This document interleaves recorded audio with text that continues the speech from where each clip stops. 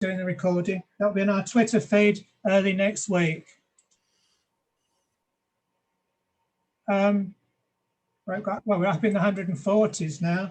So because of that, can I ask that people switch off their cameras? Because Zoom says when you have a large meeting, if people switch off their cameras, it means you'll still be able to see the speaker and hear the speaker, but it reduces the amount of data that has to be transmitted. So hopefully it will stop the speaker sort of stuttering. Sometimes it's a lot of people, you get the signal starts getting problems.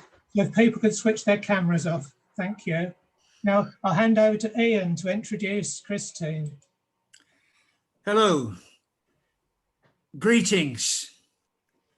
Welcome to the February meeting of the Essex branch of the Historical Association.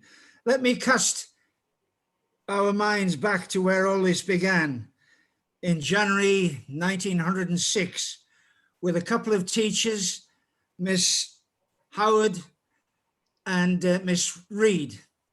And they were very interested in buttonholing their old lectures and trying to keep up to date with teaching and learning. People seemed to like the idea of meeting. And in May 1906, the very first meeting of the full association began with a round total of 35 people. Well, I got in touch with head office yesterday, and the figures for the National Association as of yesterday are 9,844. Gosh, how we've become a throng. But not surprisingly, how can teachers meet these days and get information, except maybe through an organization like this? Well then, we begin with teachers, and that's not the be all and end all of the HA. Very early on, general members, those who love history, teaching and learning beyond the classroom, attach themselves to our organization too. And picture yourself only 50 years ago. Here is a young Essex teacher trying to do GCSE history and A-levels and doing an apparently interesting job. Well, I thought so anyway, teaching world history, GCSE, and 17th and 18th century British and foreign through the Oxford board. We prepared our students as best we could. We gave them the books, we gave them our notes, and we discussed how to prepare to answer questions, answering the question put in a cogent, literate way, and maybe even coming to some sort of significant conclusion at the end. Oh, happy days. But then there were two huge winds of change that swept through teaching and learning. The first blew out of Trinity and All Saints College in Leeds with the school's history project, SHP. And this was a system, no, it was textbooks, teachers, an exam, and marking, all dedicated to what history was about. And pupils were given a share of what history is. They were asked to look at a development through time. And gosh, were these teachers committed? Some of them were heretical. They wanted to know why, if a youngster had got the concepts, the ideas, even though their expression was faulty, why they couldn't get the full marks. And it was very interesting listening to these committed teachers. Well, that was one force of change. And then came another. Out of Cambridge came Christine Counsell. I met her a good friend of the Historical Association, Christine, been at many education conferences, and I've scribbled making notes, and I'm delighted that she is here today to talk about, and I must get this precise, because we're talking about teaching interpretations.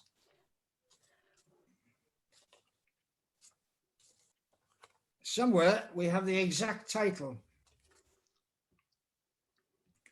Teaching interpretations at key stages 2 and 3. Why it matters and what history teachers have learned about how to do it well. Delighted to have you, Christine. Over to you. Thanks very much indeed, Ian. Really lovely to be here, and it's just great to be doing, what is the most important thing I think for teachers, which is supporting and serving the Historical Association, our wonderful subject association, and all that you do at branch level, and to be doing this as a branch too on a Saturday afternoon is just terrific. So thank you for all you do, and thanks for reminding us there about the origins of the HA. So important, understanding the legacy that we inherit and the responsibility we have taking things forwards. And thank you for that much too generous introduction. I'm absolutely certain that no interpretation would see me compared to the SHP in significance. So I'm going to hold forth really and just talk about how we're all standing on the shoulders of giants, and think about what is our responsibility as teachers of history and everybody involved in the process of history education in continuing to take forward the teaching of multiple interpretations plural within our curriculum. It has been a struggle behind the scenes sometimes over the last 30 years to keep that S on the end of the word interpretations, but it's still there. It's there in the 2014 curriculum that we should teach children about varied interpretations, how they come about, why they're constructed, what they do, what effects they have, and the responsibilities everybody has in relation to them, whether that's scholarship or popular history. It's an absolutely crucial part of the national curriculum, and I always call it the jewel in the national curriculum. And really what I'm going to try to do this afternoon, I'm going to talk for 1 hour, and then there's a bit of time for questions after that. I'm going to talk about how this jewel has been polished over the years and developed, and what we can all do to keep on polishing it and transforming it, whether we are teaching in primary or secondary or working with history teachers or whatever. So what do I mean? What does the national curriculum mean by, and what has it pretty consistently meant by it since 1991? Let's just look at some examples of what we mean by interpretations of the past. There's an interpretation that Saddam Hussein created in 1990.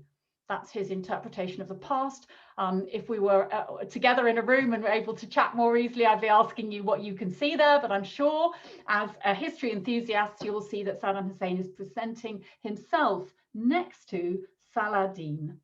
So what's he saying about the past, about his relationship with the past? Is he the inheritor of that tradition going back to the Middle Ages?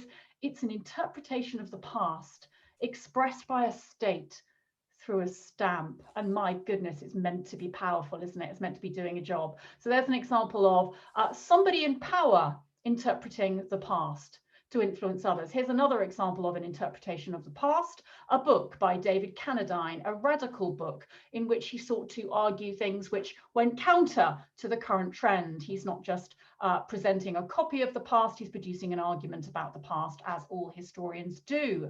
And there we see further interpretations, if you like, layered on top by the reviewers, what they think about it. And it's important, a book that's attracted much interest, much praise, much criticism too. The New York Times says it's an important reminder that human beings have much in common and that they have improved the conditions of their lives, and many others disagree. There's an example of an interpretation that we might want children to understand as an example of what people do to try to interpret the past. And here's another very different example of a work of historical scholarship, The Myth of the Blitz by Angus Calder, which does what it says. It takes apart another interpretation, one that has been carried through popular understanding, and it pulls it apart and says, actually, is this understanding of the Blitz spirit actually warranted by evidence? Two really highly contrasting works of scholarship there. This is what we mean when we're introducing pupils to the practice and product of interpretation. I want to keep going with my examples before we plunge into practical approaches to teaching. What's this?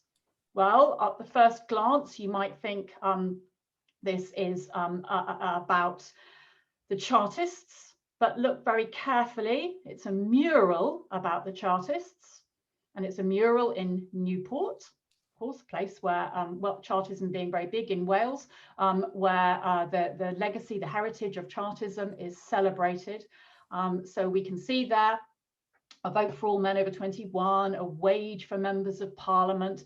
Here is this mural sitting in a wall in a town in Wales, in Newport to be precise. It's an interpretation of the past.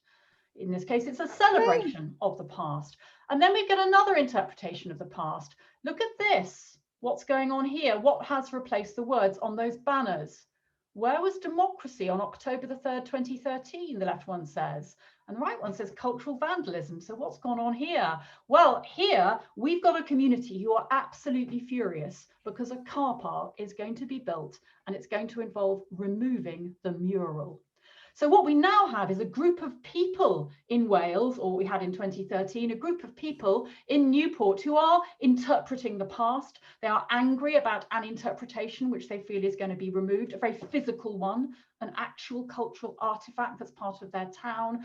And they're so angry about it that a huge campaign develops, a Facebook page develops, and they develop their campaign aims. Have a look at these. We want justice for our mural and a genuine public consultation, blah, blah, blah. We want the return of the remains of our remote mural. It had already been destroyed. We want the London developers to underwrite the cost of a new Chartist memorial, and so it goes on. We want the resignation of any councillor or executive proven to have misled or lied to the public. And we want bi-monthly public meetings with the Council on Heritage and Arts from now on, and so on and so forth. And then they start telling the story of it.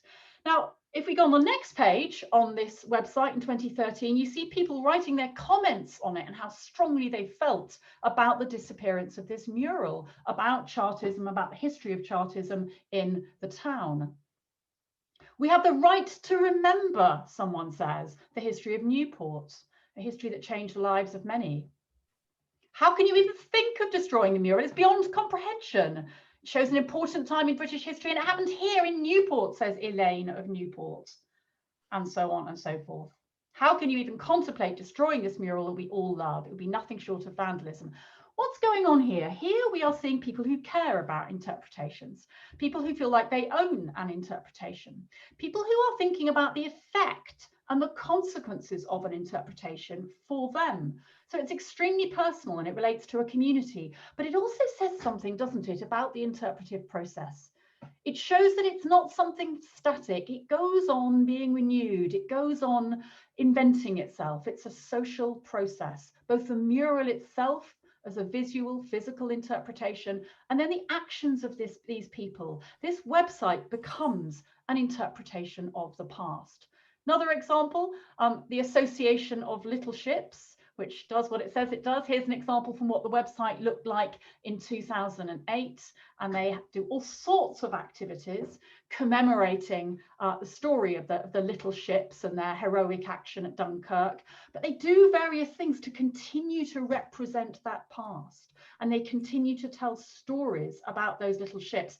And now look at how it's sort of getting stronger and stronger. Look at the website now, a very slick website now of the Association of Dunkirk Little Ships in 2021. So it continues to renew itself as an interpretation of the past, an interpretation that has origins and purposes and impact. I'm going to give a couple more examples. What's this all about? Here's a piece I found in a newspaper in 2010, all about the mayor of Anzio in Italy, who decided to build a statue to an emperor, perhaps a rather surprising emperor, to the Emperor Nero. And we all know the stories about Nero, you know, the sort of popular mythology around Nero. We're all familiar with that. And what the mayor of Anzio is going to do, though, because it's the birthplace of Nero, is reconstruct that story of Nero and use it to sell his town. So he develops a new interpretation of Nero, though he claims it's based on other interpretations of Nero, and it's actually hilarious. Look at this. So for 2,000 years, the Emperor Nero has been regarded as a crazed and ineffectual megalomaniac who murdered his mother and first and second wives, set fire to Rome, burnt Christians to death, or had them thrown to wild animals. Yesterday, he was rehabilitated, at least by the citizens of Anzio, the port south of the capital where he was born, and where the remains of his sprawling summer palace can be seen above a sandy cove. Bruscini, the mayor of Anzio, a city best known, unveiled a bronze statue of Nero in a public garden overlooking the sea, observing that it was time the emperor's reputation was reassessed. And this is the bit that I always find very amusing. Flanked by women dressed in Roman costume, Mr. Bruscini said, "It is not by chance that we have erected the statue by the sea and the former Roman port. Various episodes in Nero's life are linked to his birthplace, which he made the seat of an imperial residence, which assumed monumental dimensions, which we can still admire." And he goes on to talk about the plaque.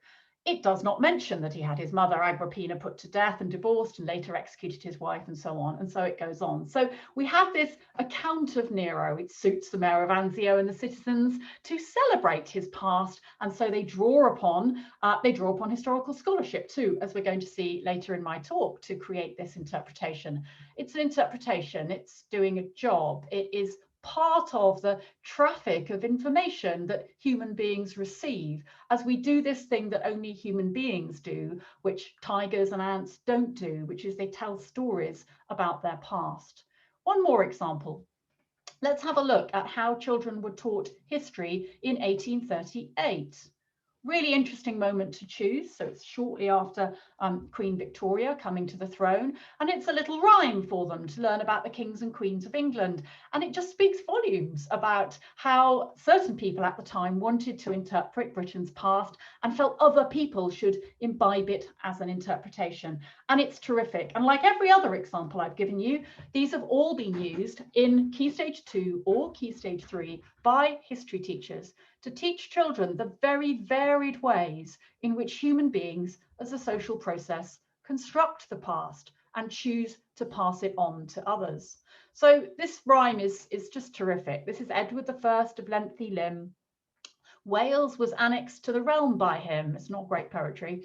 He warred with the Scots with whom he beat, though they rallied again after each defeat.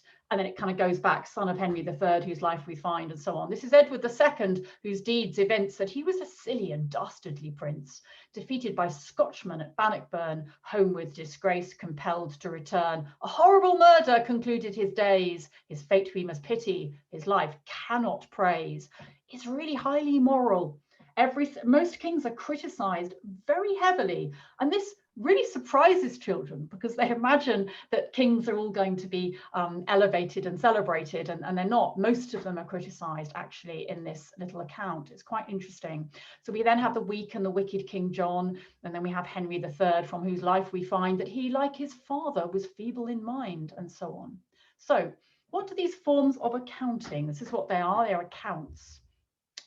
What do these forms of accounting have in common? And you might well be thinking, well, they don't have much in common. How can you put a serious historical scholar alongside, you know, a bit of propaganda or a bit of doggerel or a group of people trying to celebrate something or fight for something? And of course, you certainly cannot appraise them all on the same terms. But that's precisely the point. That's what we need to teach children. We need to understand that there are these different forms of accounting that have different purposes and that have different means of establishing the truth of their claims and different forms of warrants. But this is what they've all got in common. And this is why they sit under this umbrella interpretations and have done in the national curriculum since '91. Each seeks to constitute or construct the past in a particular way. Each is a performance with an audience, involving a community that takes up a call to sustain and nurture it.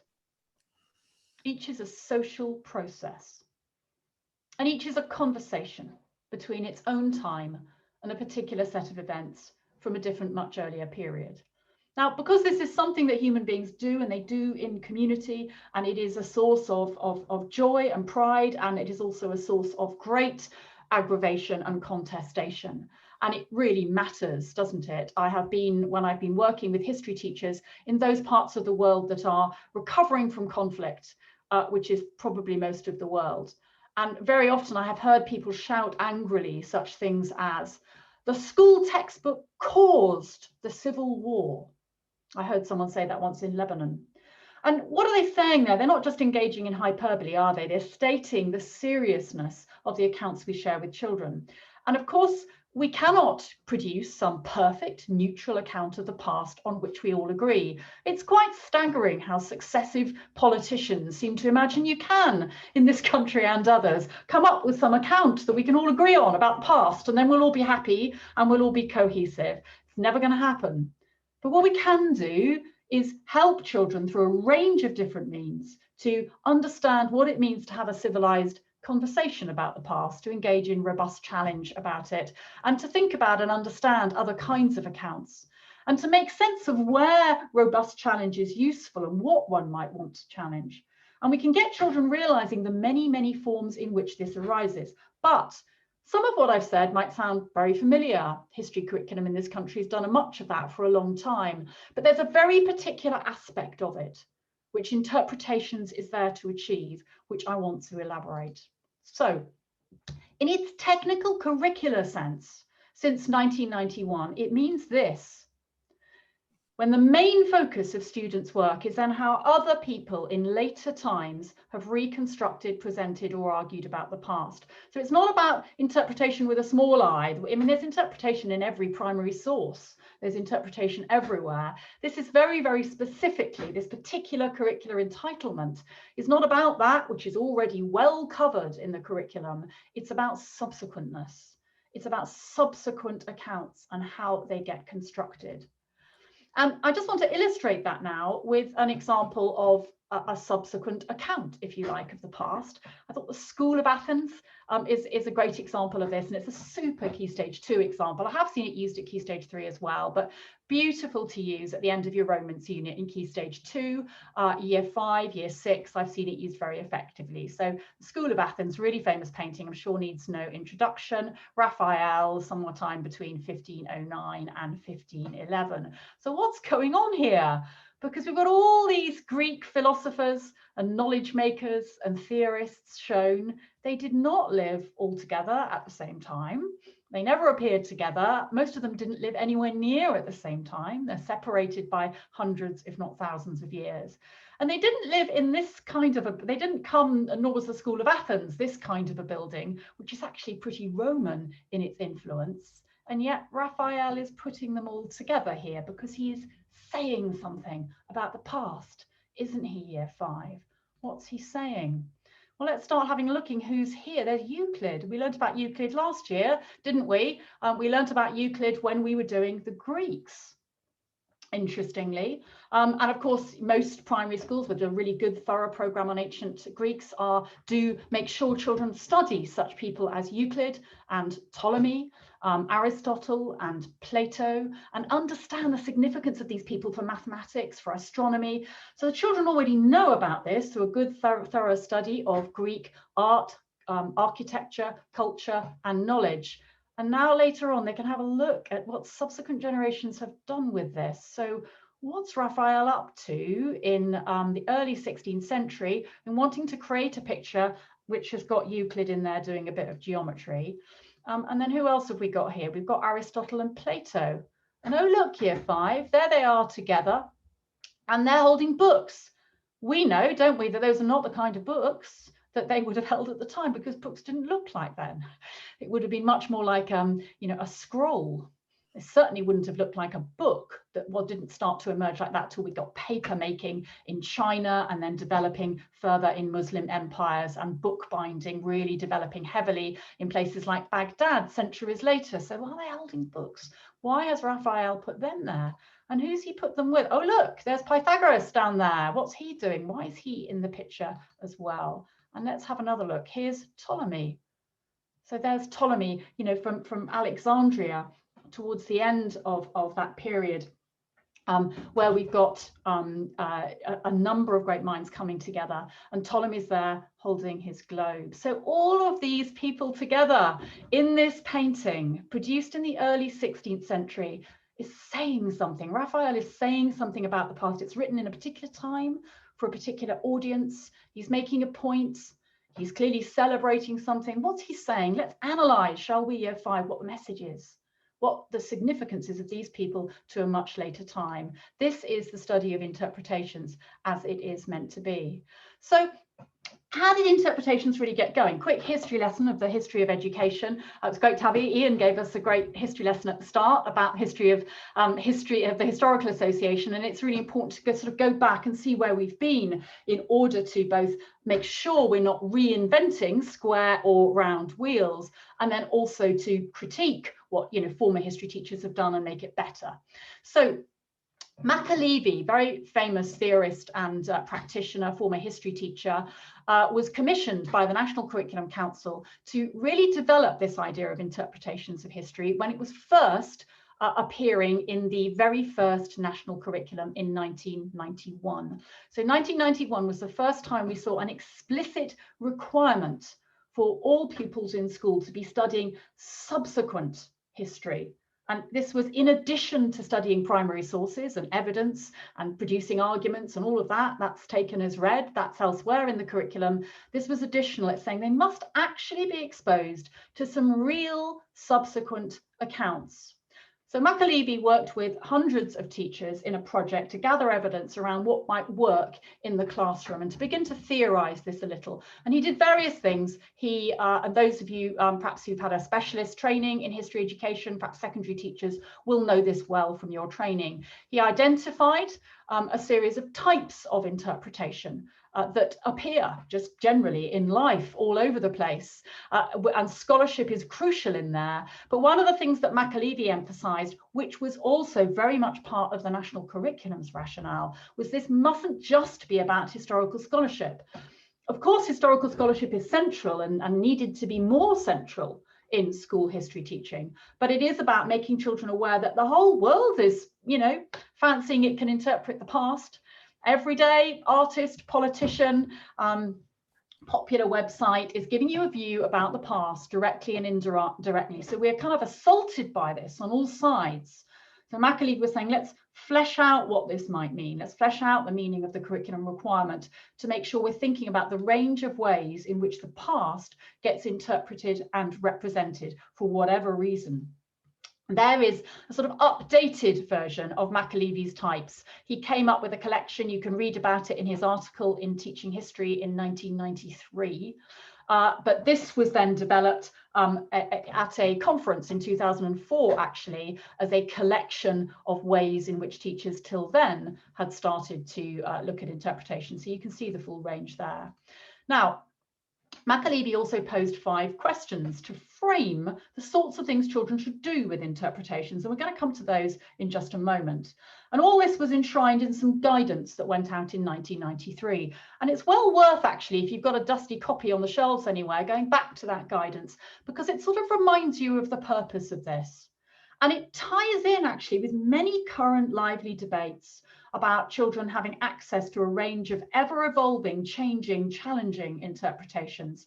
And it also is a very nice challenge, I think, a very, not a nice challenge, a very robust challenge to what we see in some exam boards interpretations of interpretations, which is most unfortunate and which is really emasculates the very idea of interpretations that we're getting at here.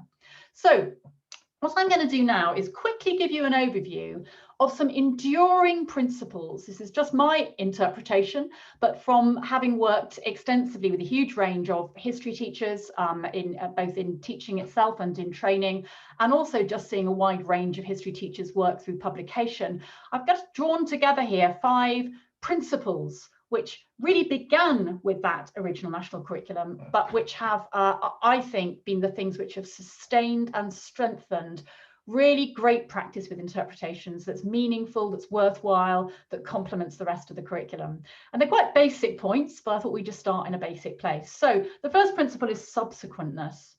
Pretty screamingly obvious, but I think that does need to be spelt out. It's vital children are also looking at things like witness testimony from the time. This isn't about that. It is how the past is constituted by others later, whether consciously or unconsciously. Secondly, it's about real ones. Now, if you're wondering why on earth she's saying that, it's because it's a real problem. I still see Key Stage 3 practice where children are given some little statement And they don't even know who it's by. Even if they know who it's by, it's not much use if it's just 3 lines. It's just like a little statement, you know, I don't think shell shock was real, or something like that, or just as kind of a judgment about the past, and then they're asked to give their view on it. That isn't even approaching getting anywhere near the study of interpretations. Where are the children learning about the thing that was actually said by somebody in a context? Is that a piece of scholarship? Is it man on the street who's just chosen to pontificate? What is it that they are looking at as a cultural artifact? And then secondly, how are they supposed to be analysing how it was constructed, how it came about? Why is it that someone has this viewpoint or has built this argument? And what is it? Is it a viewpoint or is it an argument? Often you see very poor practice where that word opinion is used in a very sloppy way. And, you know, really they don't mean opinion, they mean argument, or they mean viewpoint. And it's all just got a bit confused. Great study of interpretations shows children actual interpretations, good chunks of scholarship, or the sorts of things I showed you earlier on, albeit briefly.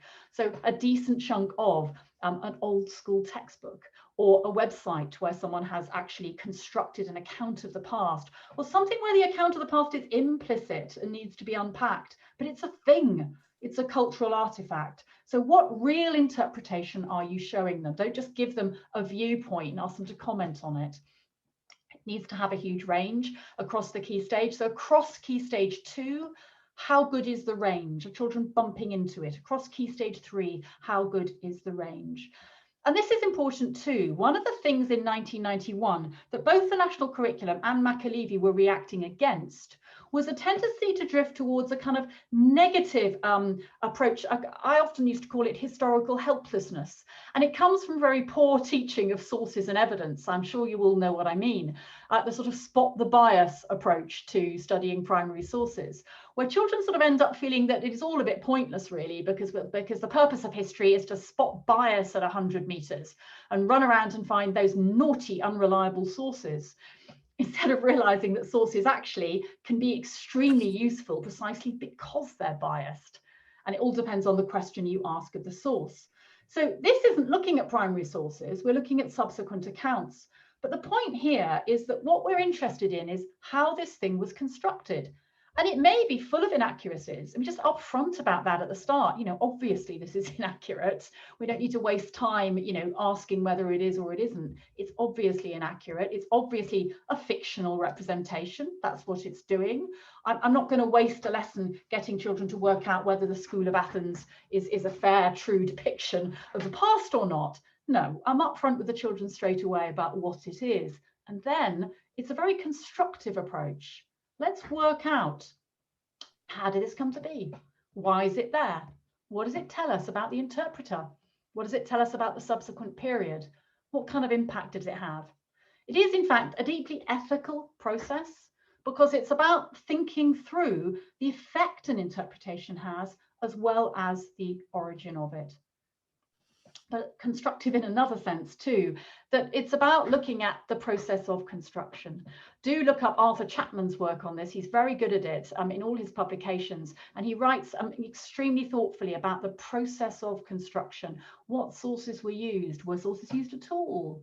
What was this person trying to achieve? What methodological influences were there upon it? And so on. So we're not talking here about how bloody was Mary, or was King John wicked, or, you know, Cromwell hero or villain, because that isn't going to lead children to write about real subsequent interpretations. Such questions may or may not have a place to achieve other aspects of the national curriculum. Fine, there are quite a few problems with them. But if we're wanting children to write about the interpretation or interpretations themselves, it's good to have a big question that focuses on that interpretation. Let's look at those 5 principles at work in our School of Athens painting. So it fulfills all 5 criteria. It's heavily subsequent. It's an actual interpretation. It's a real thing. It isn't, you know, a little statement we've got from nowhere that has no roots. It's a type of, it's only one of the range you'd want to expose children, but it's one of the many types we'd want them to encounter. Our analysis of it has already become constructive. We're asking ourselves, you know, what's Raphael doing here? Why is he doing it? what was available to him, you know, how he's influenced by Leonardo da Vinci. One of the things remarkable about this painting, of course, is perspective. But as a comment on the past, what's it telling us? And our analysis focuses on how and why it was constructed. So, to sum up then so far, interpretations national curriculum is a technical curricular term, and that's why I keep sticking it in inverted commas or giving it a capital I. It's about ensuring that pupils encounter and explore the construction of contrasting interpretations by others.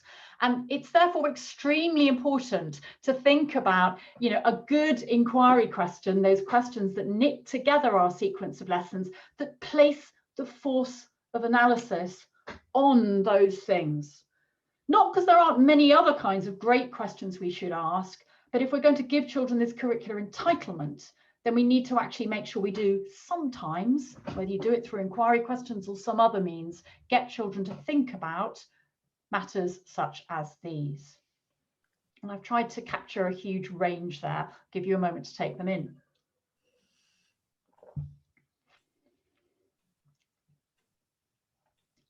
Okay, notice how each of them is subsequent, each of them real, each of them constructive. Why did Shakespeare present Richard III as he did? Why did horrible histories become so popular? Some focusing on origins, some focusing on audience. And I want to stress this too, it's only meaningful in the context of your curriculum as a whole. Sometimes people say, oh, but isn't it important that children build their own interpretations? Yes. That's what they're doing 90% of the rest of the time.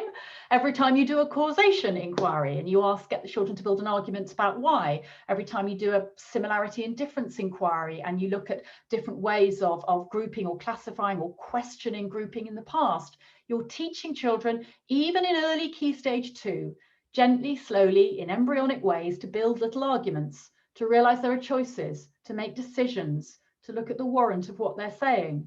You're always teaching children to argue, nearly always, and build their own interpretations. There's no question, but that's important.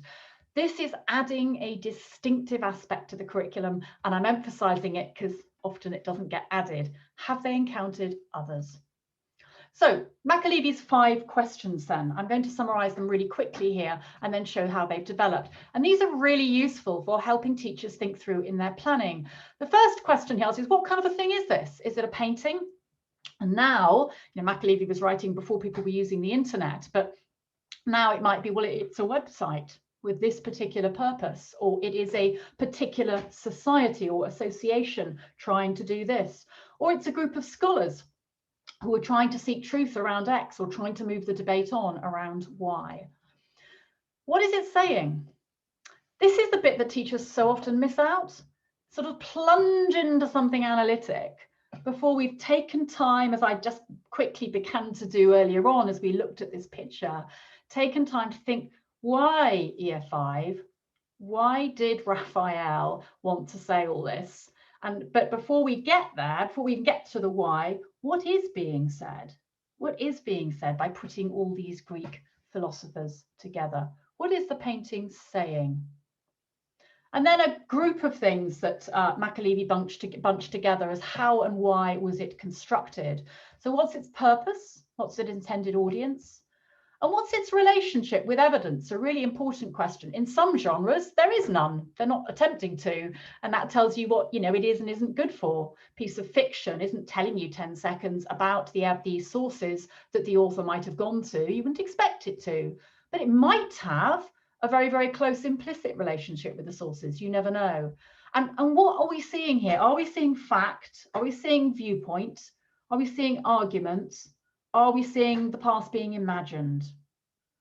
And then finally, how is it affected by its context, whether that's the methodology and sources used or something ideological or a set of assumptions or power relations, patronage or whatever. So those are Macaulife's 5 questions, but over the last nearly 30 years, they have really developed. And this was a based on a revised version in 2004, because history teachers had written so much about this by then and worked out what worked and didn't, that it was possible to develop it a bit further.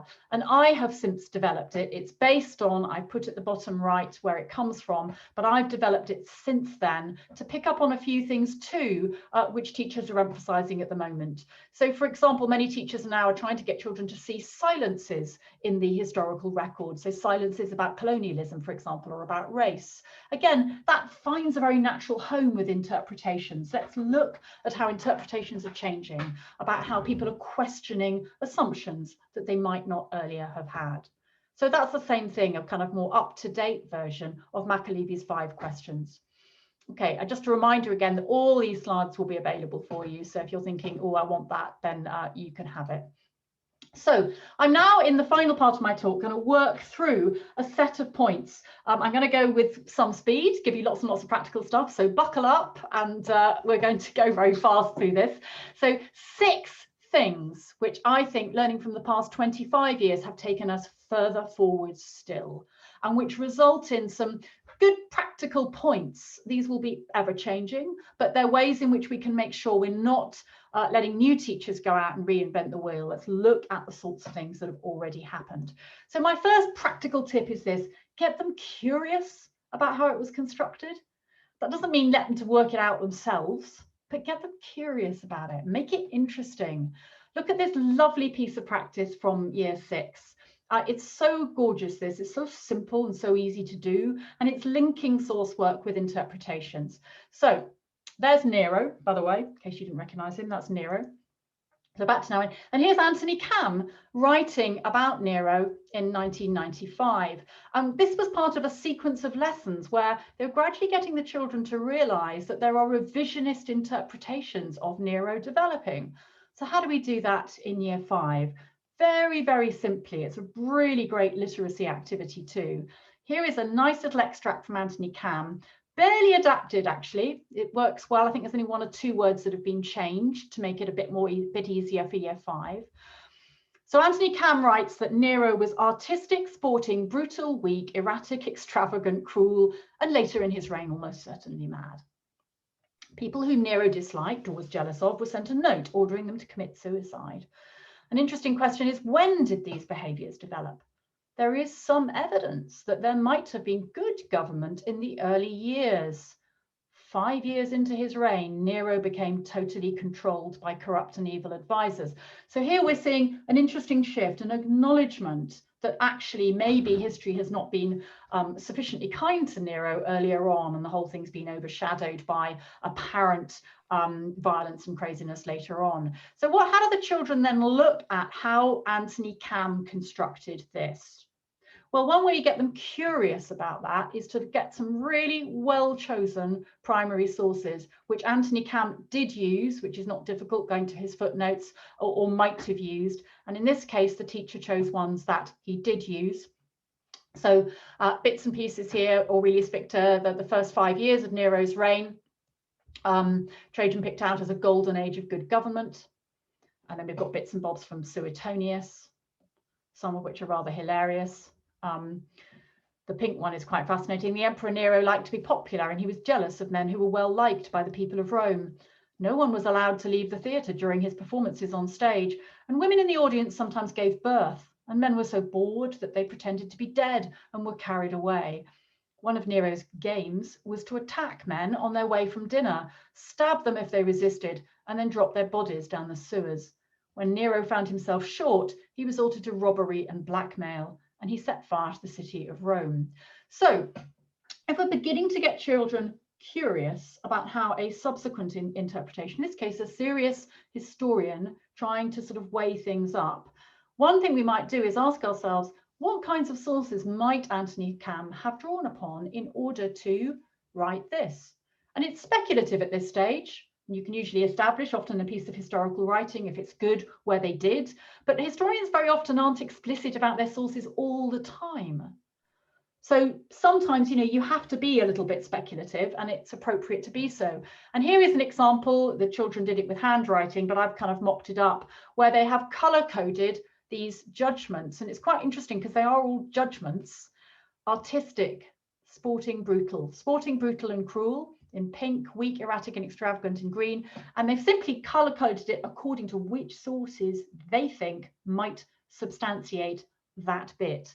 Very doable and involves the children going back and forth between the source material and the interpretation. That's one of the most kind of obvious approaches, but actually you don't see it that much at Key Stage 2 or Key Stage 3, and it's so simple and easy to do. But remember, the point, it mustn't become some mechanical dry exercise. The point is, let's get interested in how Anthony Cam put this together. Anthony Cam's making a lot of judgments there. What sorts of things might have made him decide on the word sporting, on the word brutal? Second point, situate your activities and knowledge within a clear, purposeful learning journey. I don't think you have to be doing an inquiry on interpretations to be doing interpretations, as you'll see shortly. I think one can be feeding it all the time in indirect ways. But sometimes you do, don't you, want to make a fuss of it? And if you're making a fuss of it, then the particular interpretation needs to sit in a journey. And that journey of lessons, whether it's 3 lessons or 6 lessons, but a journey of lessons that's really cohering. So that inquiry question is absolutely crucial. If we were doing an inquiry question on that passage about the Mayor of Anzio, for example, which we might, then what might be our inquiry question? If we did the Anthony Cam exercise, what might be our inquiry question? Well, the one in the yellow might be our inquiry question for that. Any of the red ones could be suitable for looking at the Mayor of Anzio. But having an inquiry question that doesn't just sort of come up with some kind of glib idea that sounds a bit fun, but actually isn't really what the children are going to answer, asking ourselves, what will they actually answer? And then, you know, when they produce their little essay or their annotated diagram or their little debate or whatever it is, are they actually answering that question? So framing that question is crucial, and all of the questions there will take children to direct thinking about interpretations, which will get there through the knowledge you've given them and the opportunities you've given them to think, and a theme which you'll see emerging already through the knowledge that you have given them about the subsequent interpretation, just as important as the period being interpreted. So here is that fuller example of things that can inform that inquiry journey. And it's this kind of thing that has really structured certain examples I'm now going to show you of some very strong inquiry journeys. Let's take a really recent one. Dan Keats published this only last year. Here's a Key Stage 3 example. He built a terrific inquiry. Do look it up in Teaching History 179. It is a journey the children go on by looking at 3 widely contrasting interpretations of Cromwell. And note that Dan had a prior inquiry where they learn a lot about Cromwell and building their own arguments about him first. So they go into this fairly short inquiry with quite a lot of knowledge of Cromwell. And now they're studying the way Cromwell has sort of subsequently made meaning in a variety of social and cultural contexts. And he took 3 interpretations and looked at them in depth and detail. They're real, they're subsequent, they fill all the earlier criteria. He took a bit of school history, a Ladybird book in 1963. Ladybird books are just a godsend for looking at the 1950s and 60s, never mind their interpretations of the past. He took Cv Wedgwood, a popular narrative historian writing in the 50s, 60s and 70s. And then he took a song by the Pogues that's highly critical of Cromwell and that reflects ongoing anger about Cromwell because of Cromwell's activities in Ireland. Look at his questions underneath, and you'll see where they come from. So Dan here is not choosing in this particular context to get them to sort of say, you know, is it true, is it right? It's very clear that they each have very different sorts of relationship with evidence. He's rather getting the children to really understand, why do people care about the past? Why do they keep telling these things? So that the Oliver Cromwell Ladybird, but you know, why did people seem to want children to think these things about Cromwell? The book is extraordinarily ambiguous, as though the world of education can't quite make up its mind whether to celebrate Cromwell's strengths or decry him for being a king killer back in the 50s. And then Wedgwood's very, very distinctive writing that we'll look at in a moment as well. And then the Poe's completely different. So how does Dan build his journey? Look at his beautifully crafted journey. His question, how can 3 accounts of Cromwell be so different? And it's strong because it's focusing on those differences, and it's getting through everything from medium and context and relationship with evidence to the people who do this. So the children are gaining a sense of interpretation as a process, and they answer the inquiry question in lesson 4. So it's quite a short inquiry. They just do it over 2 weeks. Okay, so Teaching History 179 if you want to look it up, and you can see how he's used those ideas. He actually goes through them and talks about how he's used them in the context of his inquiry. So, third point, interest them in the agency, the deliberateness, the artistry of an interpretation. This is incredibly important because all this emphasis on context and how we are influenced by our times and our assumptions can actually start to create a sort of determinism, can't it? As though the interpretation just sort of pops out of the period, or everybody thinks like that. And clearly it's not the case. It's much more complex. So interest them in how it's crafted at a very detailed level. We don't want to do this all the time, but every now and again, it is an eye-opener for children. I think one of my favourite recent examples of this, just 2 years ago, are 2 secondary history teachers, David Hibbett and Zeba Patel. And they took the work of Yasmin Khan, absolutely fascinating. They looked at Yasmin Khan's work that mythologizes World War II. And they looked at how Yasmin Khan interrogates the source record. What is wonderful about this journey, and look it up, they spell out in detail their practical processes, is that they choose to look at methodology. So they say, in terms of showing World War II as being global and the sheer diversity of people participating in it, what sources is Yasmin Khan going to? What methods is she using? And they unpack Yasmin Khan's approach with tremendous detail. And look at how carefully they craft their inquiry question. Okay, so there's the inquiry question. How does the historian Yasmin Khan use evidence to reach conclusions about? And then underneath you can see their rationale for the way in which they've worded that question. I often think a great department meeting is a department meeting that spends an hour wrestling with the wording of an inquiry question, and interpretations is no different. So that will get that lovely clean focus. Let's look at the artistry of a very different historian now. Let's look at the artistry of Cv Wedgwood, a historian who is not so fashionable now, but well, in some ways coming back into fashion, perhaps because of her narrative powers. Let's just pause for a moment. I think we've got time. I'm just going to read this to you and let you just enjoy it. And I want you to feel the atmosphere. If we were together and this were a workshop, I'd be asking you to write down some words which capture the atmosphere she chooses to create. I wonder why she's doing this. The king stood for a moment, raising his hands and eyes to heaven and praying in silence, and then slipped off his cloak and lay down with his neck on the block.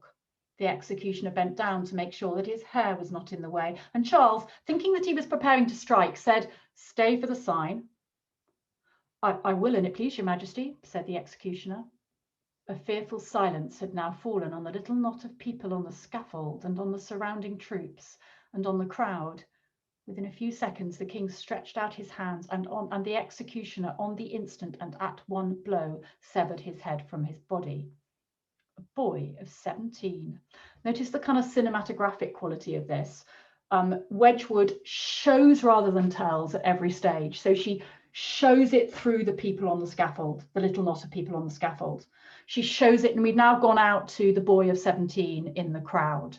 So I used to get children to draw this passage, literally draw it, to see what she's doing. She's describing these groups of people everywhere and how they are apprehending it, what they are hearing. Just look at the references to sound and lack of it and what they're seeing. A boy of 17, standing a long way off in the throng, saw the axe fall. He would remember as long as he lived the sound that broke from the crowd. Such a groan as I never heard before, and desire as I may never hear again. Some of the guards and a few of the more determined and dexterous spectators had managed to dip handkerchiefs in the king's blood, or even to scrape up fragments of earth from below the scaffold, or to tear off pieces of the blood-soaked pall. But the king's body had been reverently carried back into the palace, where it was placed in a coffin and taken to the room where it was to be embalmed. Now, you can imagine a lesson built around this.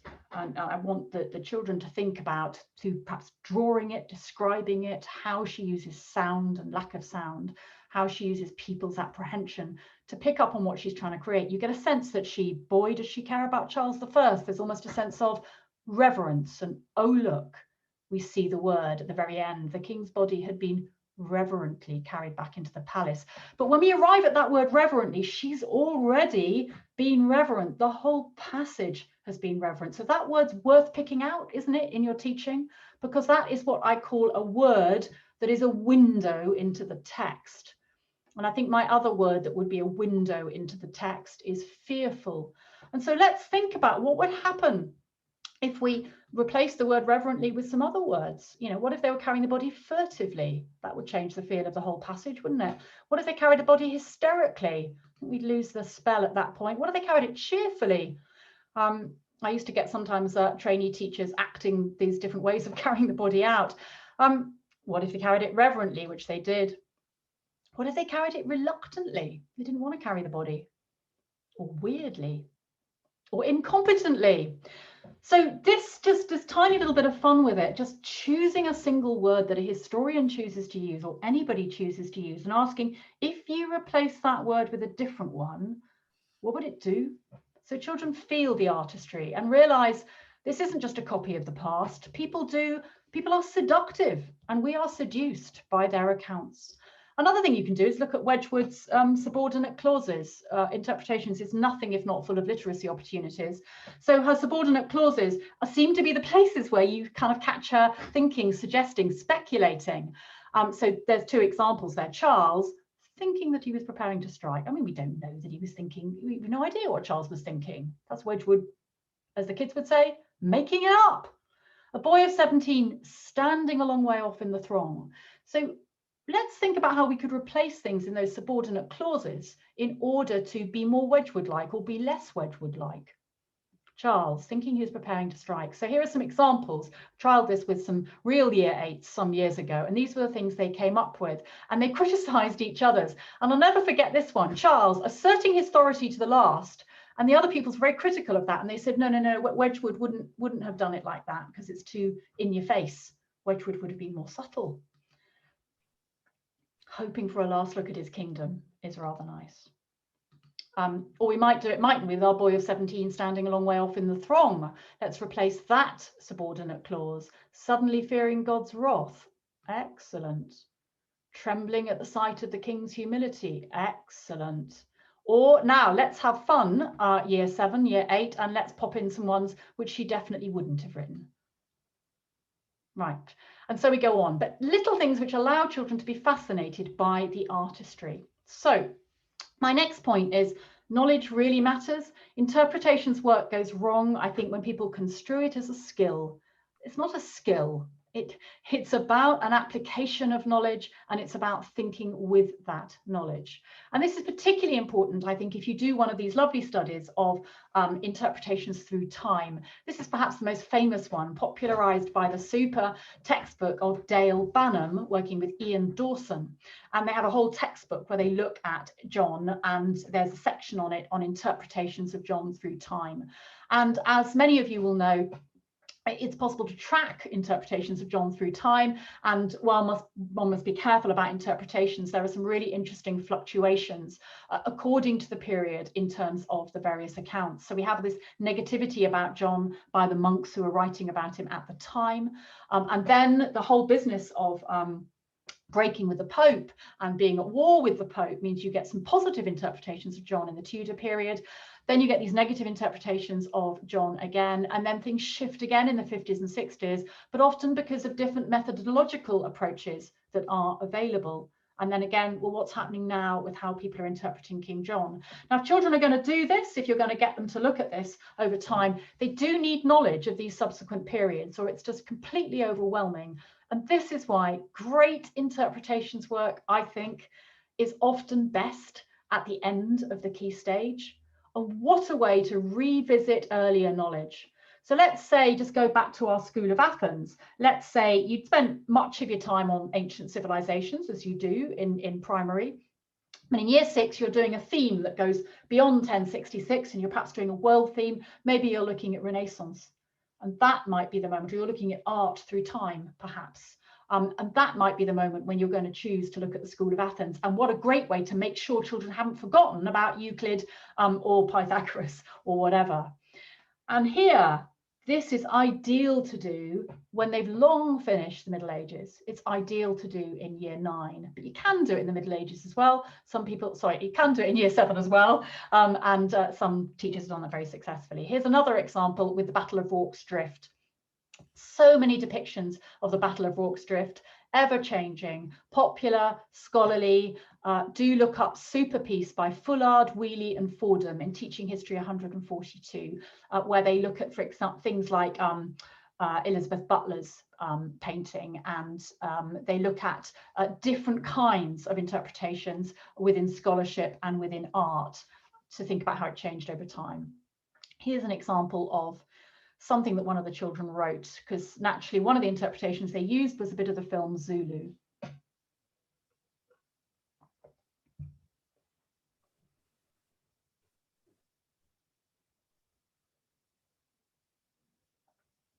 So this pupil is connecting what they're seeing in the interpretation to what the audience might have wanted at the time, to the director's intentions, to the market of the film. There are so many important ways, I think, in which a study of interpretations becomes a fascinating social study. It enables you to be thinking about those conversations between the past and present, and give you a space too in which to talk about some of the more challenging and delicate issues as well. What about interpretations of the ending of the slave trade? I put that in interpretation in inverted commas, because of course we know that it certainly didn't end, and for many people, but the technical ending of the slave trade. Well, there's this very old worksheet here, which is an example of interpretations work back in the 1990s, which actually I'm seeing people do now and often do much better. But it's like it's sort of been dormant for a bit. And now people are starting to take much more interest in the importance of broadening out one's interpretations about why both the slave trade ended and why slavery ended, or how far it did end, and also how far the experience of Black people's actually changed even as a result of it. So here you've got, you know, your 3 classic interpretations, your great good men, your Wilberforce Clarkson-centered interpretations. You've got your more Marxist interpretations. So you've got, you know, Eric Williams and the whole issue of the fact that it might be influenced by the price of sugar falling. And then you've got the interpretation of, hang on a minute, what about Black agency?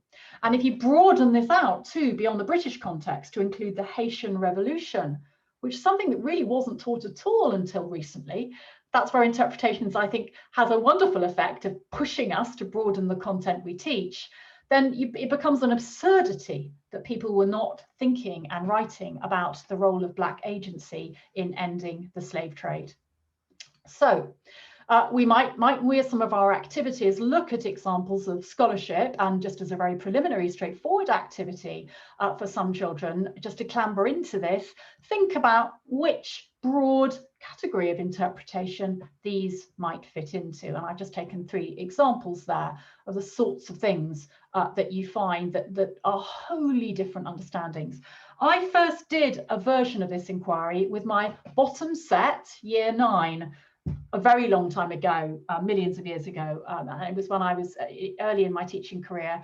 And I'll never forget how even the lowest attaining pupils were able to understand, by moving into it very, very slowly, that these are fundamentally different premises around an explanation of why the slave trade ended.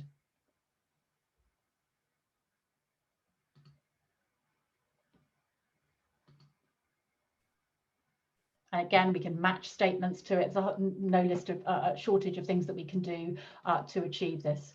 Let's take another example of that, of where knowledge really, really matters to make this work. This is an example that comes from Saffron Walden County High School in Essex. So I thought it'd be nice to have an Essex example of teachers developing this. And this was developed in the early 2000s, some well-known films of Native American peoples. How does our knowledge of the subsequent period help us to understand something about how and why these films took the form they did, gained the impact they did, and gained the critique and debate and challenge they did. Well, what did the children learn? The children gained knowledge about different periods of American history. And here they are. This is just a crude summary. Obviously, the children didn't just do it. And this links back to my point earlier about when are you going to do this? Are you going to do it, during the period being studied, or are you going to do it in the period of the interpreter? And there are many advantages to doing the latter. So if you're doing a study of late 20th century American history, why not in that context do your study of how did film change in terms of its interpretation of Native American peoples? And here you can see the sorts of factors that may or may not have influenced certain kinds of filmmaking and certain directions, going all the way up to the 1990s. Shifting through to films like, say, Dances with Wolves, which was just so different from some of the films earlier on. So the message I'm stressing here with this one, remember, is knowledge. It's knowledge that they need, and how you build it. Just giving them these little boxes is absolutely not the answer. It's about thinking, isn't it? About the journey of lessons, of how you'll steadily build that knowledge and how they will reflect on its relationship with the object of inquiry, which is your interpretations. Here in Saffron Walden County High School, these were the inquiry questions that they toyed with to think about, to frame the children's work. In the end, they went for the fourth one.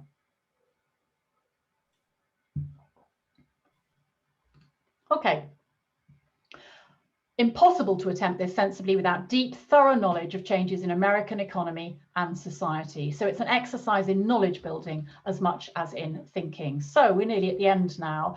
And the last two are just kind of cautions, just notes of caution to be careful about, things that can go wrong. Be careful, I've hinted at this earlier, at giving an idea of determinism. Just be very, very careful that because you're stressing the context, you're not sort of flipping the other way. It's all about judgment. It takes a lot of experience, I think, to teach interpretations well, and it needs a lot of discussion within a community of teachers, whether primary or secondary. And what I mean by determinism, or the danger of an epistemology of voice, is brought out very nicely in this example of a move me on. You'll see this in the back of every edition of Teaching History. These are little examples of supporting trainee teachers. And here they're imaginary examples of trainee teachers having particular problems. And this one's great because you can look this up on the HA site. It's an example of a trainee who's just gone a little bit too far in stressing epistemology of voice. And therefore her teaching of interpretations has got really reductive. And this Move Me On is like a kind of national agony aunt thing around training teachers. And so various people write in with solutions. If my trainee was making this mistake, this is how I would support their knowledge, thinking and reading to improve them. So here we have, Helena Swanwick and her difficulties that she's having in teaching interpretations. And here is the worry of Helena's mentor.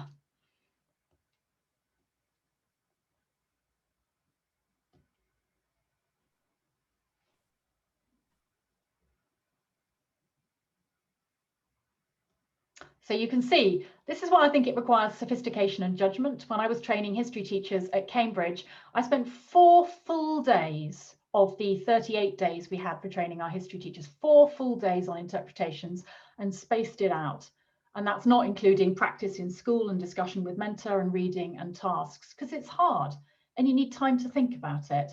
And I think if you're working with teachers who haven't had that training and experience in reading, then you want to build yourself a little program over time of reading a bit here and a bit there and discussing it in order to take it forwards. Otherwise, you can easily slip into this kind of error, this kind of mistake. And of course, one way of solving problem 5, just to remind you, is to go back to number 3, interest them in the agency, deliberateness and artistry of the interpretation. A really good example of this, I think, of doing it well, is to look at those murals in Northern Ireland. What a fantastic example of interpretations. And a super piece, which I won't say anything about, there won't be time to discuss it in detail, is Emma Norcliffe's article in Teaching History 204, Time, Place and Identity. And through that, she unpacks how she got her pupils to make sense of the murals as interpretations. So she looks at time, she looks at place, she looks at identity, and she gets them thinking through in a way that doesn't involve stereotyping people in Northern Ireland. That's the challenge here, in order to begin to deconstruct how these murals emerged and what effect they have in Northern Ireland. And so that comes to my last point. It's only a curricular entity. You don't have to teach it separately. Sometimes people get very hung up on it and say, you know, is this an interpretations query or is it something else? Well, that does matter if you're worrying about making sure they get their curricular entitlement. That's what this is about. You know, are they looking at some real interpretations and asking these questions, or are they just making some random thoughts on a judgment? But that doesn't mean that we don't learn about it connected with other things. So let's think about how that connection with other things occurred. And I thought I'd conclude with a Key Stage 2 example to illustrate this. I'm currently working with about 60 primary schools in Haringey, and with others I have resourced a Key Stage 2 curriculum for them. And here's just a tiny bit from our work on Indus Valley. And we're not, you know, screaming interpretations. This is for year 3. We're doing something on sources, and it's the first moment where we teach them about source and evidence. And what a place to learn about source and evidence. The Indus Valley, as primary colleagues will know, is such fun, because if you do, as I always would do, if you do the Indus Valley after you've done Mesopotamia and ancient Egypt, the children come to the Indus Valley and go, where are the monuments? Where's the writing? Oh, there seems to be some writing, but we can't read it. So who are the rulers? What religion did they have? All the things we knew about in Egypt and Mesopotamia, we're just not sure about in Indus Valley. But there's such a wealth of sources. So this inquiry that I've developed for year 3, they do it in spring 1, year 3 on the Indus Valley, is really about sources and evidence and building their knowledge of the Indus Valley. And our big question is, how do we know about the Indus Valley? So it's very year 3 centered. And here's just a random PowerPoint slide. But I want to show you how it prepares children for interpretations. It prepares them for the reality that there are people called historians, called archaeologists, who do this stuff.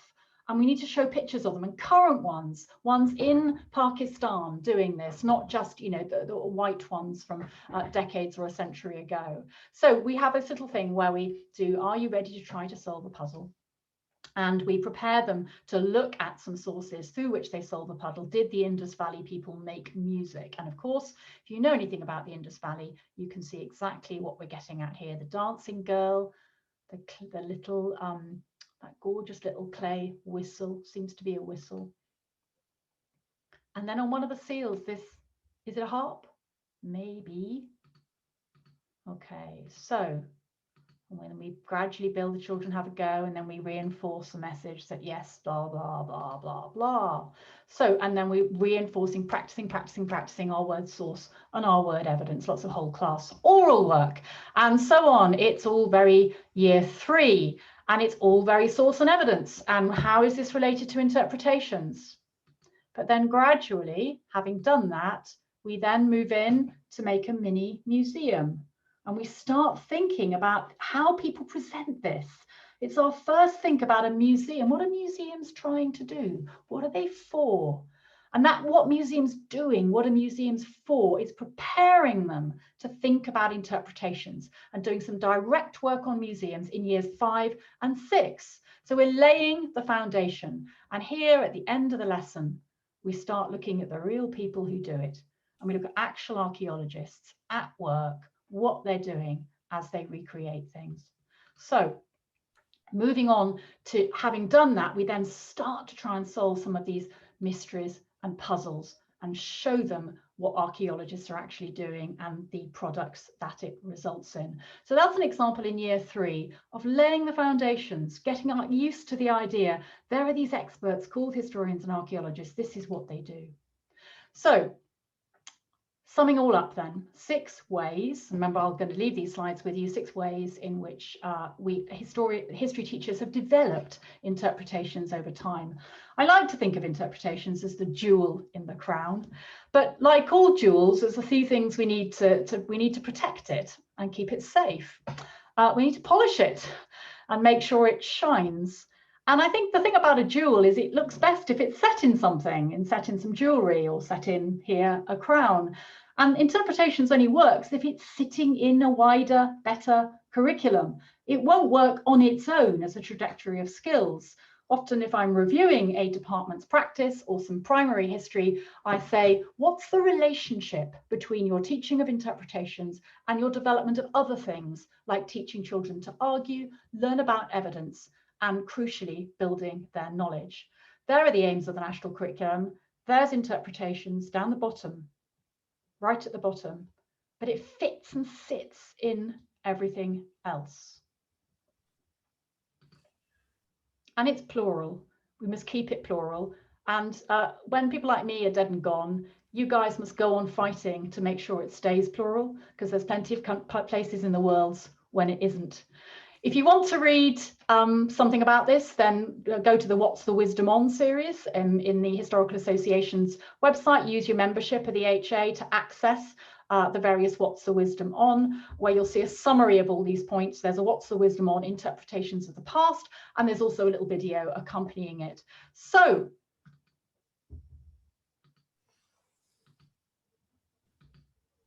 thank you.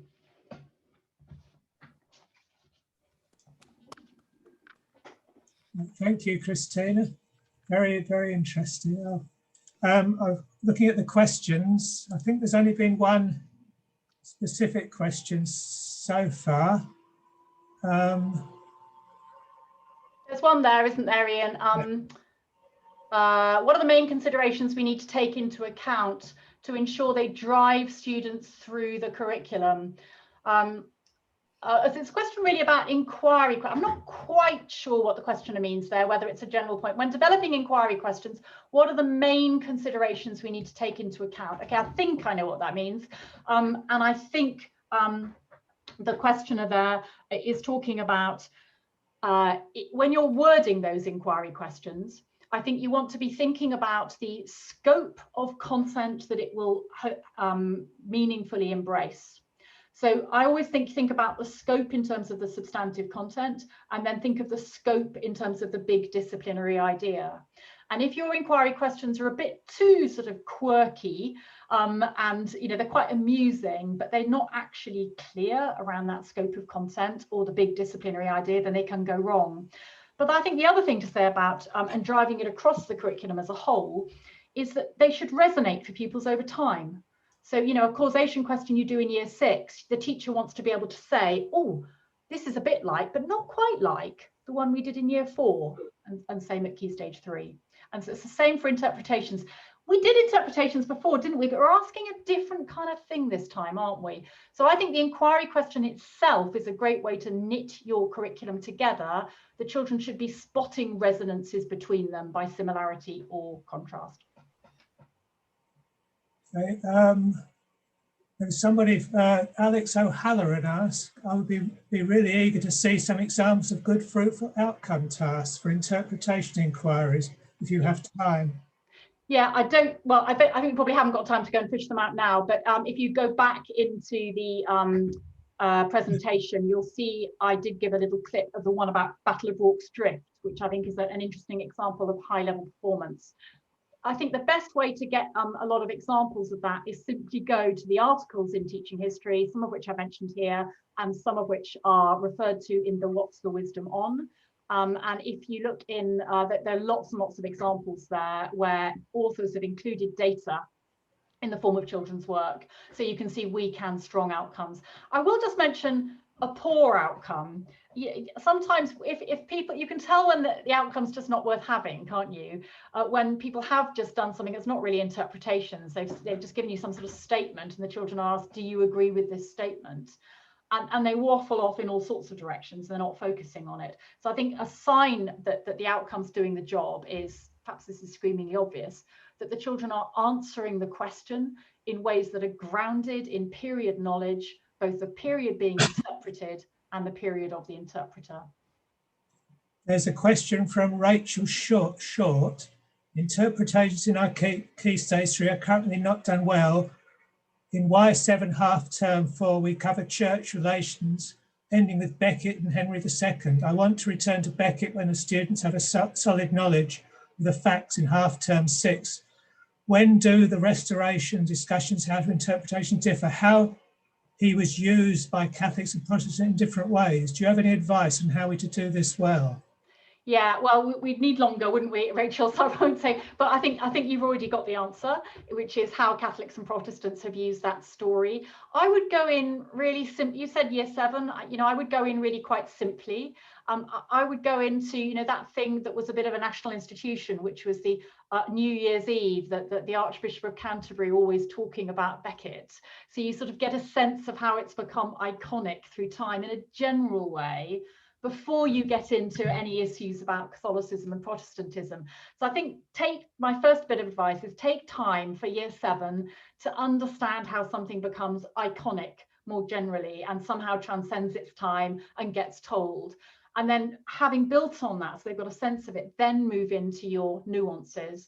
And in terms of how it's been used within Catholic and Protestant traditions, I would definitely not do it until after you've done the Reformation, because it really is, I think, pointless to be talking about Catholic and Protestant interpretations. Oh, thank you. There we are. If they haven't yet done the Reformation. So, I think that's one where I think I would definitely do it much later. And it's a wonderful way in year 8 or year 9 to warm up your medieval knowledge, or their medieval knowledge. There's a question here from John Edgar, who I don't know if you want to ask it directly, John. Hi, Christine. Nice to see you again.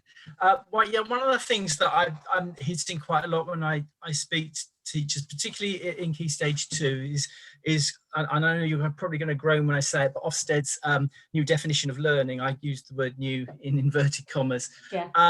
And obviously what a lot of us are working towards, trying to support primary schools in doing the very things that you've described this afternoon, particularly through developing good inquiry questions for their sequences of learning. How far do you think that this new emphasis that Ofsted has might in some way undermine that process? I think it definitely won't, and it really shouldn't. I would say there was a bigger problem before, with a lack of emphasis upon knowledge, which would mean that so much of interpretations work, insofar as it was done at all, was often very, very superficial. So I think now that it's a golden opportunity for primaries, if you're worried about, not that we should be doing anything for Ofsted, but it's a golden opportunity to show Ofsted how strong your knowledge teaching is, how thorough it is, by taking some carefully chosen, not too many, well-planted, well-positioned inquiries that you do in years 4, 5, or 6. Just one in each year is absolutely fine. Maybe covering 3 or 4 lessons, and then showing how actually doing the inquiry, that working through the activities and producing a decent piece of work at the end requires children to recall their earlier knowledge, and secondly allows the teacher to check that knowledge is secure. So a good inquiry outcome, I always say, it both develops and demonstrates the pupil's knowledge. So it's a really good example, of instead of just saying, well, let's have a multiple choice quiz to check they can still remember who Euclid is, which you can do, which fine, has its purpose, but instead let's do this thing where they've got to remember Euclid, and they've got to remember Aristotle, and they've got to remember Plato, and they're going to put it to new use, and they're interested to see it again. So interpretations is the most golden way, I think, to do retrieval of prior knowledge, reuse it, see the point of that knowledge as well. Brilliant, thank you. There's a question from Aaron. How does one deal with controversial interpretations? Does it have a place in the classroom? How does one tackle it? My short answer to that is do interpretations. When I'm working in Lebanon or Cyprus, are 2 post-conflict zones that I had a lot of experience in the last decade, where you're walking on hot coals if you open your mouth concerning history, particularly history close to home. and they're really struggling to find a space in which they can have civil, responsible conversations about the past. Everything is just so contested and so painful. So that is a setting where, you know, contested, controversial history is just alive, really, whether it's the recent or the distant past. And the ways in which we're able to move forward are by doing interpretations well. So I think when you're presenting contrasting accounts of the past, taking time to clamber in to why it is that this particular community might arrive at this viewpoint, and taking time to take it apart and say, you know, sometimes non-judgmentally, often suspending judgment is extremely important.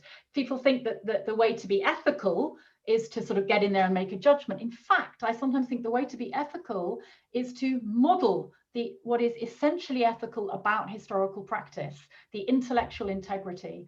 And so show how you are going in and saying, what can we say about this in terms of what's viewpoint, what's arguments, what's imagined, what's point of view, what is factual, how is this person constructed, what has the artistry resulted in, what is it saying? And I think the answer, there isn't a complete answer to this, because there are some that I think are too sensitive perhaps to go into. But in terms of preparing children to talk about those things, of just making them aware that some people have arrived at really very, very different understandings. The tip I would give a further practical tip. I think it is worth reflecting on what you don't really want to bring into the scope of interpretations. I wouldn't bring in something like Holocaust denial. I think the moment you start calling that, I mean, technically it's an interpretation, I suppose, and my definition earlier, but the moment you start putting that in and you start sort of being neutral about something like that, when it is so obviously wrong, then I think actually you'll go and you open up the possibility that children might, you know, think of it as a viewpoint or an argument, then I think you are creating something really very dangerous. With much older pupils, and this is where I wish GCSE and A-level were much better. I think if there were progression in interpretations, then it would really help. With much older pupils, I think I would want to ask them, why do you think there are people on the planet who seem to want to pretend this didn't exist? But my premise would be it's obviously wrong. I don't think I'd go there with younger pupils, but I would hope that the rigor with which I approach this and all other aspects of it would act as an inoculation against pupils being able to be taken in by such a thing. That's not a complete answer to your question, Aaron, but it's a good one. I hope that gives some food for thought. There's a final question from David. You mentioned interpretation suiting the end of an inquiry with students having the knowledge to unpick them.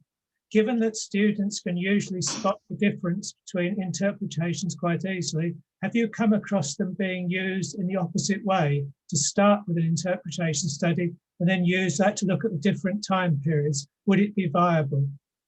Yeah, sure. And I think you can do anything, can't you? I mean, you could use your interpretations as your stimulus to kick it off, couldn't you? I think as long as you felt the children could comprehend them and understand them, and it gave them enough mental furniture to work with, I don't think there'd be anything wrong with starting off with those two.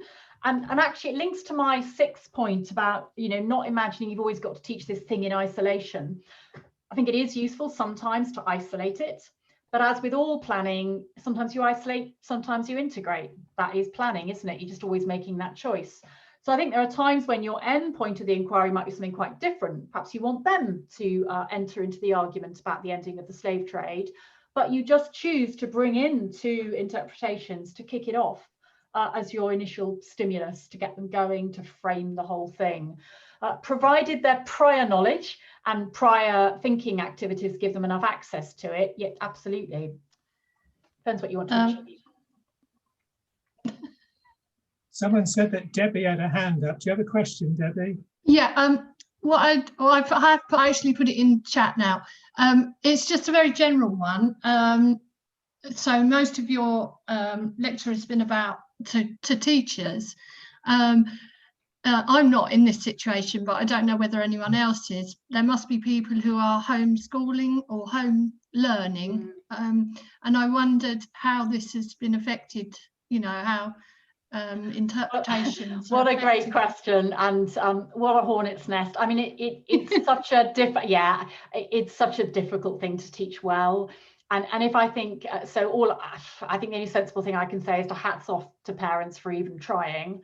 But it perhaps what a useful thing would be to say, it shows how much more conversation there is yet to be had and ought to be had between schools and communities of professionals such as history teachers and parents and the public, so that these things are understood. So I think it's highly likely that a lot of parents have no idea about these debates and would have no idea suddenly seeing some task whether it was even meant to be interpretations, and would certainly have no idea about whether it was any good, or actually, because often parents are very good at spotting whether what's going on is any good, they might look at it and think, well, this is really a bit worrying, this is a bit rubbish, and they might be right.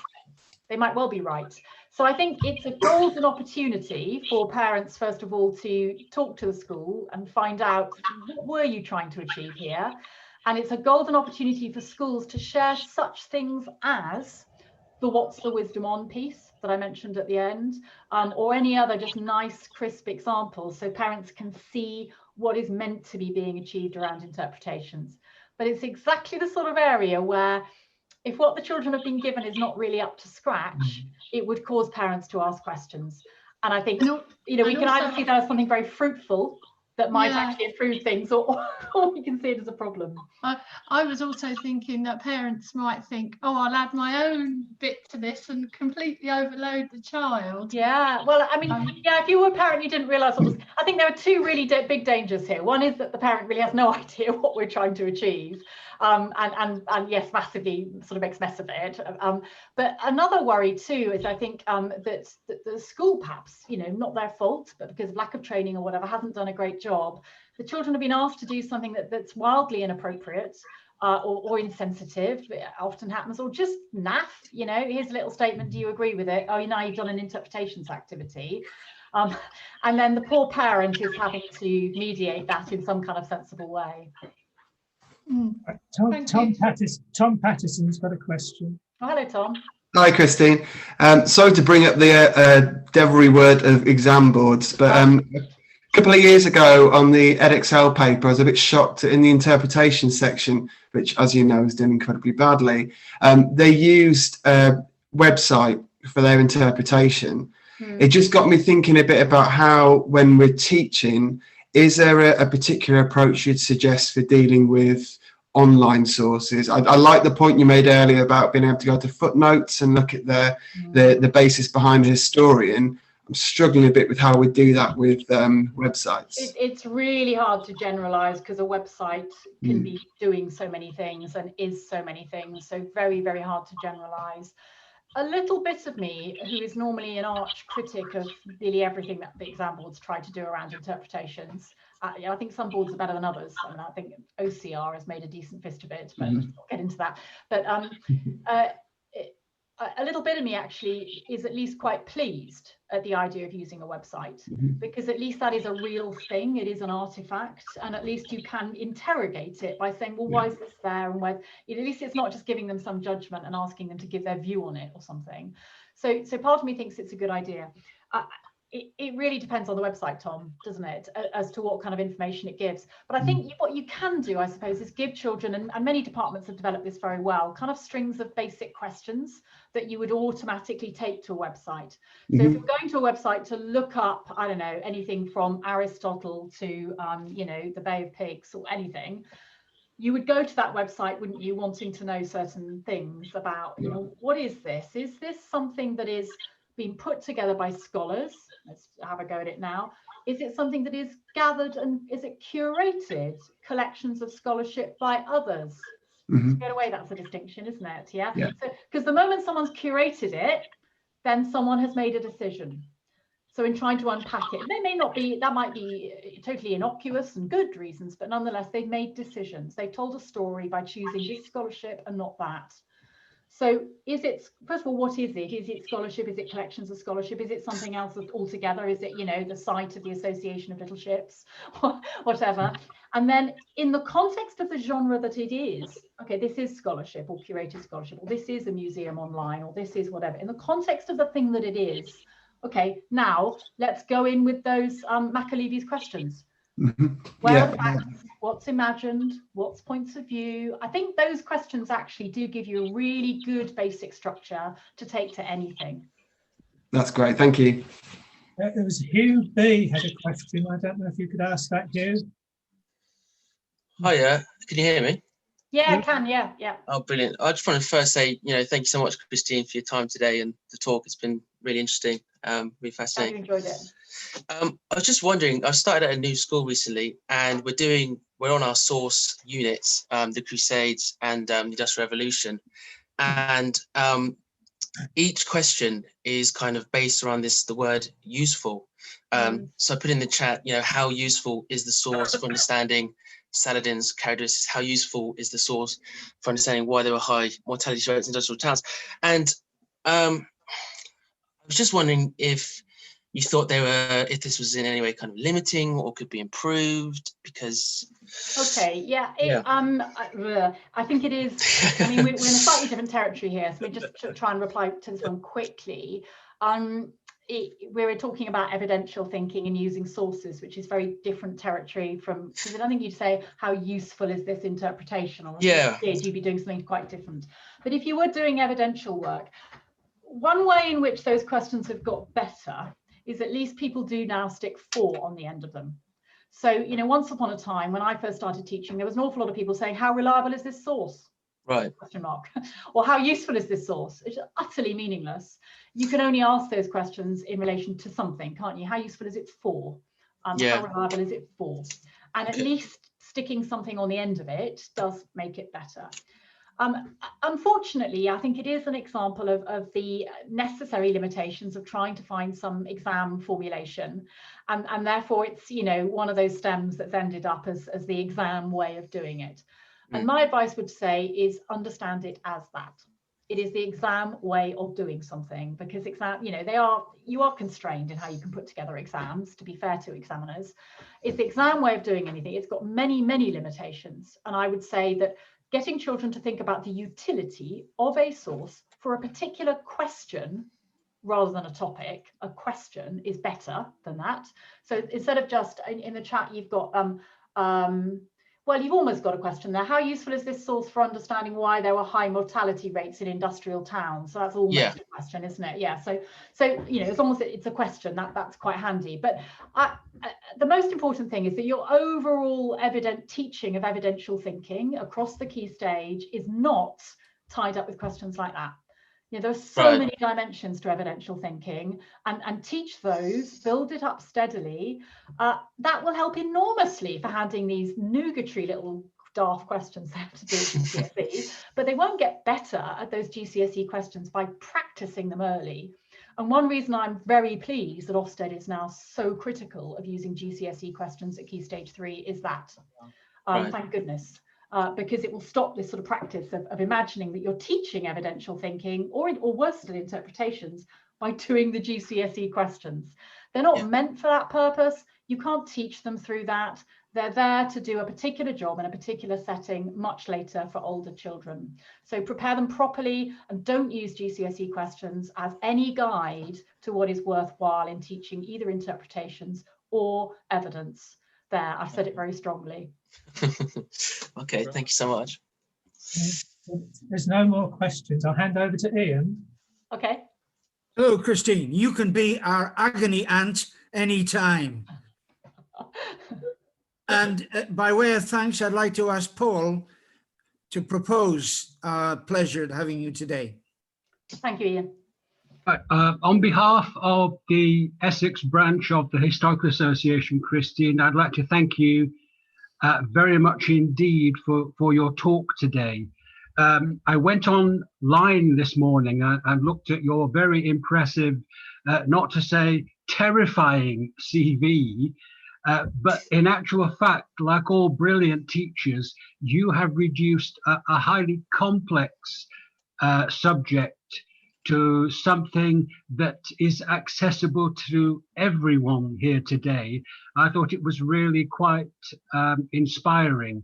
As a former teacher of 40 years experience, history teacher in secondary schools, there was so much there I think for me, even now, to think about, you almost, but not quite, have got me thinking about going back into the classroom. Not quite, but I think you've raised so many issues here. I mean, when you talked about Newport, here in Colchester, we have a student housing development plan, part of which involving access to a car park involves demolishing part of the town's 2,000-year-old Roman wall. And it's caused just the same sort of outcry here.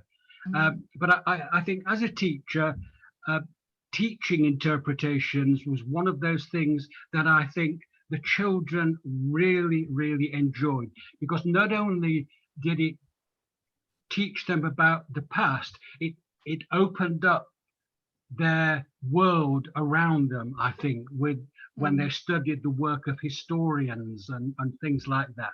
So thank you very much indeed. Pleasure. Thank you very much indeed, everybody, for listening. Enjoy the rest of your weekends. Don't go away, please, everyone. Just